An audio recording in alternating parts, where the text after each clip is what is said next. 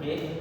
Assalamualaikum warahmatullahi wabarakatuh. Waalaikumsalam warahmatullahi wabarakatuh.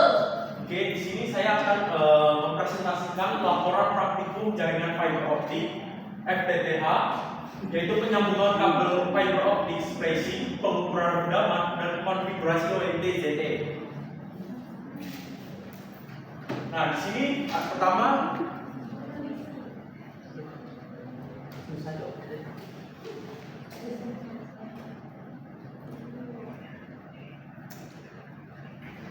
di sini ada pendahuluan, yaitu latar belakang. Teknologi FTTH atau Fiber to the Home merupakan standar struktur jaringan akses modern yang memberikan konektivitas berkecepatan tinggi langsung ke rumah pelanggan.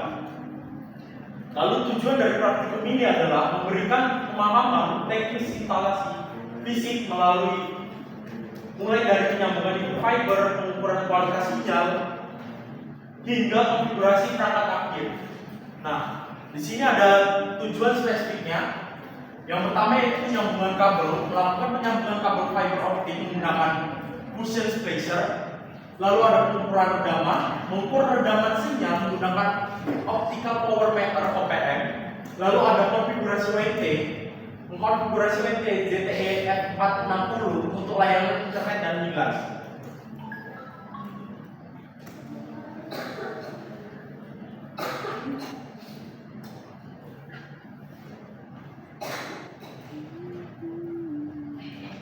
Nah, lalu di sini ada alat dan bahan.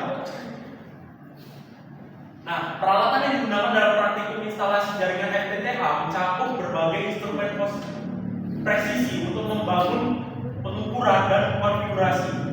Yang pertama ada fusion splicer, yaitu untuk menyambungkan inti fiber. Lalu ada fiber stripper untuk mengupas costing kabel. Lalu ada fiber cleaver untuk pemotongan core. Lalu ada visual value locator, yaitu laser untuk pengujian visual koneksi. Lalu ada optical power meter (OPM) untuk pengukuran daya sinyal. Lalu ada ONT modem, yaitu untuk sebagai perangkat terminal pelanggan. Di sini ada beberapa gambarnya. Lalu di sini ada topologi jaringan yang digunakan untuk praktikum ini. Nah, deskripsi topologinya, topologi jaringan gambarkan antar konektivitas dari upstream melalui ONT, optical line terminal (ODC), optical distribution cabinet, lalu hingga ONT di lokasi pelanggan. Arsitektur ini memungkinkan distribusi sinyal optik yang efisien ke multiple endpoint. Jaringan FTTH menggunakan teknologi PON, Passive Optical Network, yang memungkinkan satu serat optik melayani banyak pengguna melalui splitter pasif. Lalu ada skema pengamatan, yaitu SSID Wi-Fi-nya menggunakan NPM kita. Lalu passwordnya menggunakan 123.138.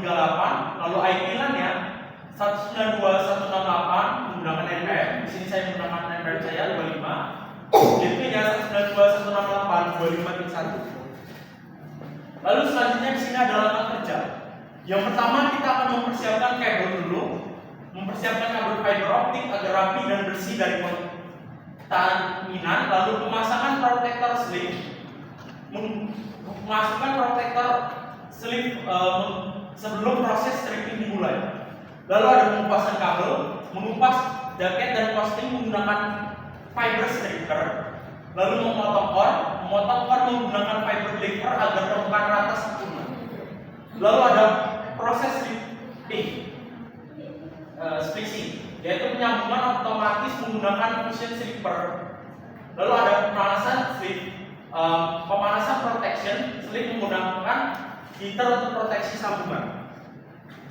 Di sini ada beberapa langkah gambarnya, yaitu persiapan kabel, pemasangan sleeper, pengupasan kabel, pemotongan core, proses spacing, lalu pemanasan sleeper.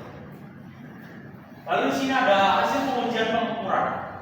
Tahap pengujian yaitu pengujian visual menggunakan visual value locator (VFL) untuk memastikan cahaya laser dapat menembus sambungan dengan baik. Lalu ada pengujian konektivitas ODC, memverifikasi konektivitas optical distribution cabinet untuk memastikan jalur transmisi, lalu pengukuran daya sinyal menggunakan optical power meter (OPM) untuk mengukur kekuatan sinyal. Di sini saya mendapatkan pengukuran sinyal yaitu minus 24,47 dBm. Nah, lalu di sini ada konfigurasi ONT. Setelah integrasi fisik selesai, kita akan melakukan tahap selanjutnya, yaitu adalah konfigurasi perangkat ONT untuk menyediakan layanan internet kepada pelanggan. Yang pertama yaitu mengakses web GUI, menyambungkan laptop ke ONT menggunakan kabel LAN atau Wi-Fi, yaitu dengan mengakses browser dengan IP default gateway 192.168.1.1. Status awal perangkat setelah login adalah username atau password super admin atau super default. Kita akan lihat informasi perangkat seperti model, serial number, dan versi hardware.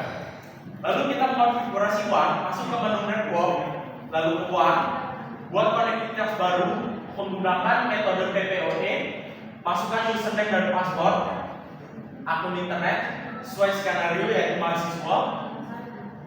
Di sini ada catatan, pastikan menggunakan metode PPOE untuk konektivitas WAN dan mengisi kredensial sesuai dengan akun internet yang disediakan dalam skenario praktikum. Lalu di sini ada konfigurasi LAN dan WLAN. Konfigurasi WLAN, Wi-Fi masuk ke menu network, lalu ke WLAN. Lalu konfigurasi LAN masuk ke menu network, LAN dan DHCP server, atur IP address-nya sesuai gateway menjadi 192.168.25.1 sesuai NPM dan atur tentang IP port-nya, start atau end IP-nya. Lalu verifikasi koneksi klien setelah konfigurasi selesai. Lakukan pengujian dengan menghubungkan smartphone ke Wi-Fi yang baru dibuat. Lalu monitoring klien kembali ke halaman admin ZTE, periksa pada daftar user site atau DHCP list untuk memastikan perangkat smartphone sudah mendapatkan IP address. Nah, lalu di sini ada hasil analisis dan kesimpulan. Pada hasil splicing, proses penyambungan fiber berhasil dilakukan dengan sempurna. Pengujian menggunakan VFL menunjukkan cahaya laser dapat menembus dengan baik tanpa hambatan. Lalu hasil pengukuran OPM (Optical Power Meter) menunjukkan nilai minus 47,47 dBm dengan status sleep OK, mengidentifikasi kualitas koneksi yang baik dan memenuhi standar.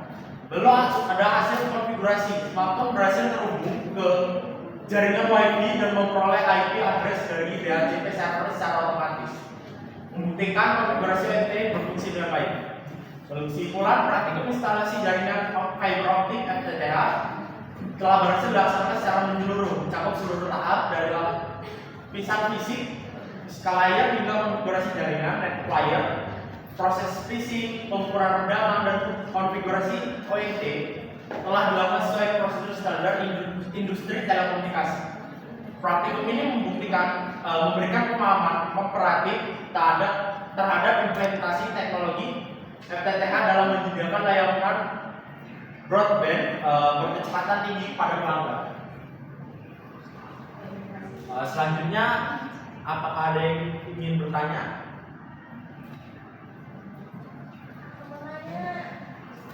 Oke.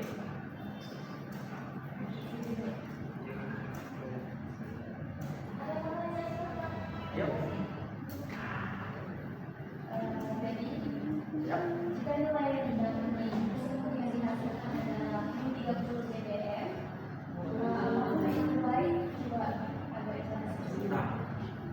nilai minus 30 dBm itu tidak ideal. Kenapa? Nilai tersebut menunjukkan sinyal terlalu lemah dan berpotensi menyebabkan koneksi tidak stabil. Normalnya nilai yang dibutuhkan yaitu sekitar minus 15 dBm hingga minus 25 dBm, tergantung jarak tempuh. Ya, lalu selanjutnya apakah cukup jelas? Selanjutnya, oke, silakan kepada saudara Gila. Bagaimana ketika kalian praktek itu memperhatikan supaya kaca fiber optiknya itu tidak kena sesama rekan. Nah, oke, ini pertanyaan yang menarik ya tentang K3. Nah, pertama-tama sebelum kita mulai splicing agar tidak terkena pecahan kacanya dari fiber optik, kita menggunakan sarung tangan karet yang biasa digunakan dalam medis untuk mengamankan tangan kita. Lalu juga saat pemotongan kita harus memperhatikan potongannya itu dibuang kemana. Lalu kita menyiapkan juga tempat untuk menampung sisa pecahan kaca ataupun potongan-potongan kabel tersebut. Apakah itu menjawab? Saudara bilang? Cukup. Oke. Selanjutnya, Becky bertanya.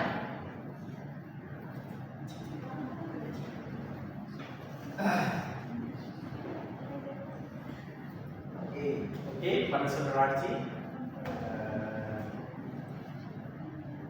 Jadi pertanyaan itu jika terjadi kendala nilai yang terlalu tinggi, komponen apa yang paling mungkin menjadi penyebabnya? Oke. Jika nilai redaman terlalu tinggi, kemungkinannya sambungan splicing kurang presisi.